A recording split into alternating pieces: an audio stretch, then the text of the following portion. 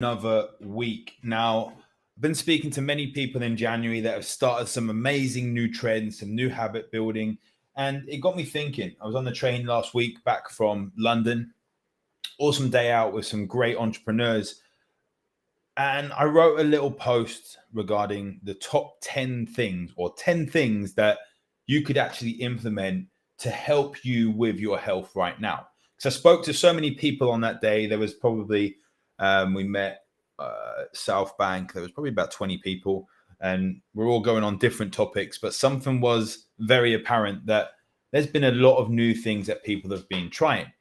And many times we overcomplicate things because we see something on Facebook, on Instagram, we listen to it on a podcast, and we look a bit deeper than we need to.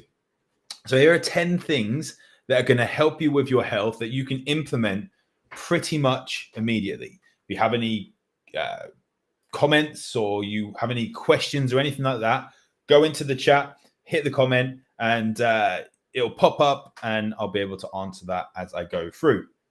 Now, number one is doing too much too soon.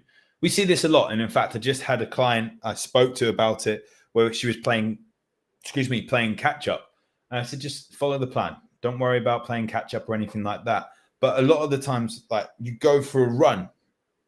When I used to work with high level endurance athletes, pro athletes, and one of the things that used to set the difference between the amateur and the pros, the ones that were super successful. So I consulted with some athletes in the 2016 Olympics, and at the same time working with people that were really great athletes, but they weren't professionals. They still had their day job.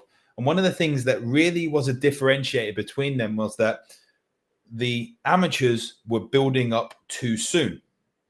The professionals were following the plan. And what I mean by that is if you've got 3 miles to run on your plan, don't go and do 5 because you feel okay. Don't build up too much too soon. It's great to go from like 0 to 100. We want that. We want to get those results quickly. But if you go to the gym and you're smashing too hard without letting your body recover, or your schedule doesn't permit or anything like that, or for example, you start running too much, your body needs time to adapt. So it's all well and good to say, oh, I felt good in a run, so I've done an extra couple of miles, but then you go to get to your next run and you don't feel recovered enough. I would look at following a structured plan and build up to get the stamina up, to get the consistency up.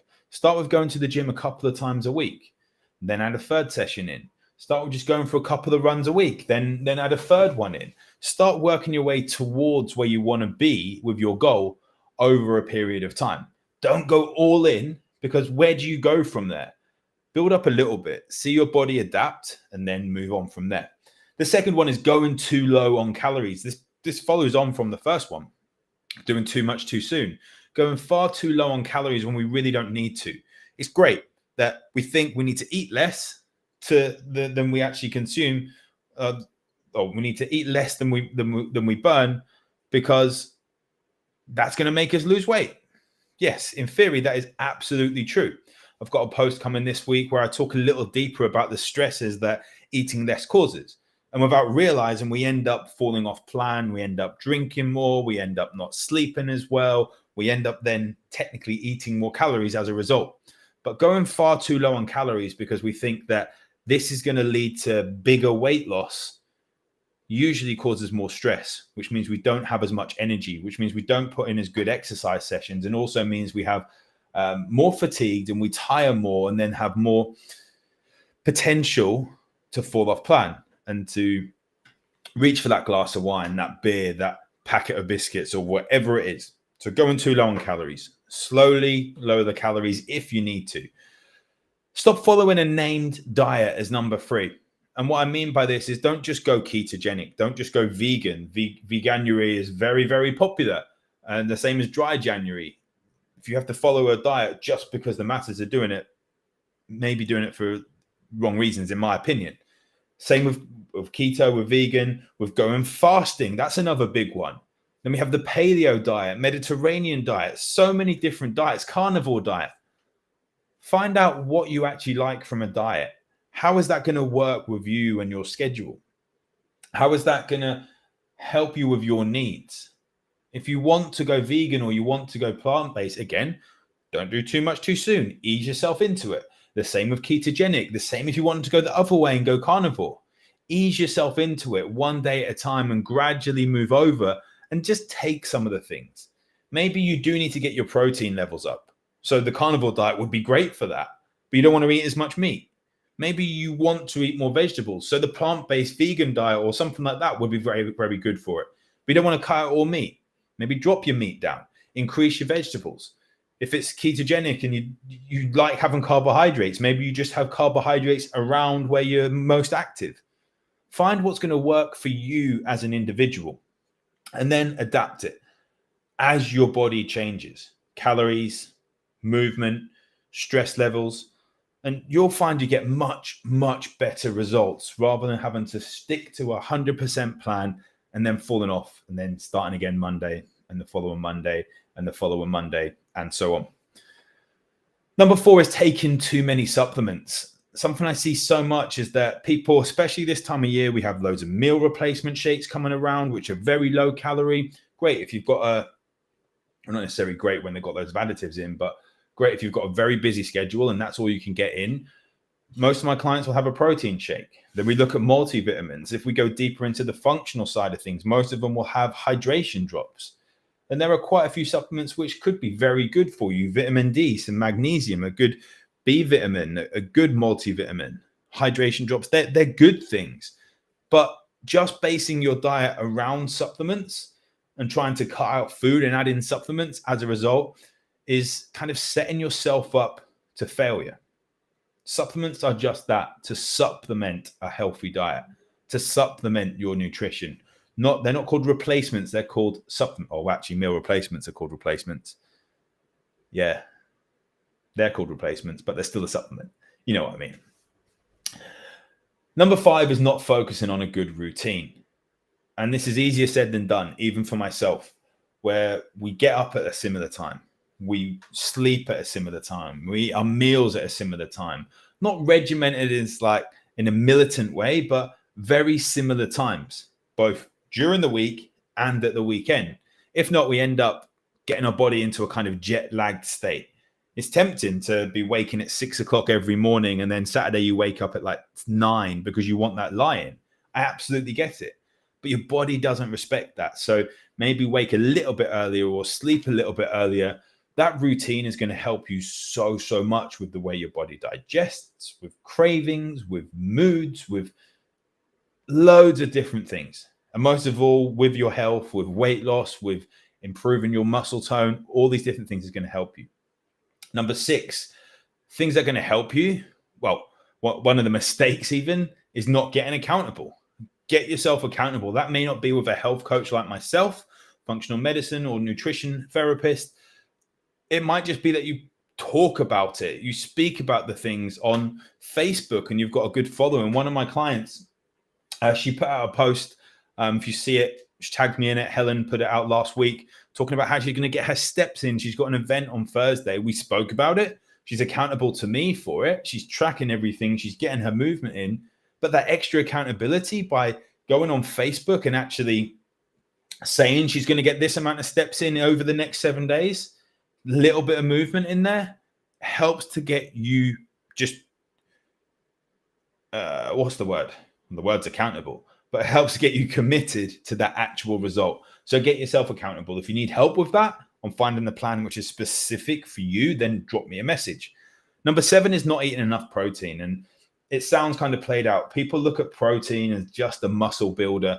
It helps with recovery, all the cells in our body. It helps all the individual protein strands. We need protein broken down into amino acids and so on. We need it for recovery. Not only that, protein will help manage our blood sugar levels, which helps us reduce craving, which is then going to help us with sleep, which is going to stop us from falling off the diet. Get your protein levels in. If you need to have a protein shake, great, have a protein shake. That's a good way of supplementing adding extra protein in.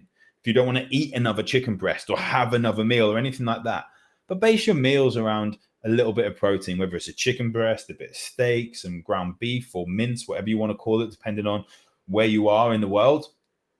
Whether it's getting some fish in, but get some good, consistent amounts of protein in throughout the day. Number 8 is a big one. more for women, but I see it a lot in guys as well, is not resistance training, not doing weight training. Now, weight training is going to help you with, again, balancing your blood glucose levels, but also building your muscle fibers. Now, yes, muscle is going to be burning calories, but it's very low, like this added muscle, how many extra calories you burn per day. But the way your body has to recover, we have to burn calories. Also, muscle is going to help you with your metabolism overall, helps with making sure we don't get injured when we're doing all the other things. Also, not pushing yourself when you're doing the weight resistance training. So many times I see people, they're on the same weight. You do these 12 reps and you could actually do 30 reps, but you stop at 12 because that's what is on the program. But do your resistance training. You will benefit, your body will benefit for it. So many people just look at doing cardiovascular training, which is great. You go for runs, you go and do your cycle, you go on the cross trainer and these sorts of things. But what happens when we don't really push our muscles through is that we end up burning muscle, because the body is very brainy, right? It survives. So in order to make that run easier, it wants to lose weight. So if we're not using that muscle in the way we need to use it, then it will get rid of it. So what happens is if you are 200 pounds and you drop 20 pounds and you're just doing cardiovascular training rather than resistance training, more of that will be burnt from muscle rather than just fat. So we end up becoming a smaller, but potentially fatter, percentage-wise, fatter version of ourselves. Number 9 is not drinking enough. So many people don't stay hydrated. You would not believe how many people just aren't drinking enough water. And there's headaches, migraines come along. We get dehydrated, we get fatigued, we get brain fog. People then see themselves as hungry when actually they're just not hydrated enough. So getting a good level of water in there. You're going to get some from other drinks as well, from teas and things like that. Yes, they have caffeine in a lot of them, but there's still going to be a high water content. It's going to allow your cells to function better. It's going to reduce cravings. It's going to help you with your sleep. Now, a lot of times people say, oh, I'm going to drink water and I'm just going to need the toilet more. But if you get the water to do what it needs to do and you have less inflammation in your body, you're less stressed, it actually gets the cells function. So you don't need to go to the toilet as much. Yes, there's the point of where you drink too much, but just increase your water. It will help you in so many ways you would not believe. And number 10 is to move more. Just getting the steps in, getting outside in the sun, in the daylight, letting your body regulate its circadian rhythm, its body clock. These are all things that are going to help you. You'll move forward with it so much if you just get those steps in, literally moving forward. So number 1, doing far too much too soon, going too low on calories, stop following a named diet, taking too many supplements, focusing on a good routine. Make sure you're getting accountable, eat enough protein, make sure you're getting some resistance, some weight training in, drink enough water, and move more. There are 10 things that you can absolutely implement to improve your health right now.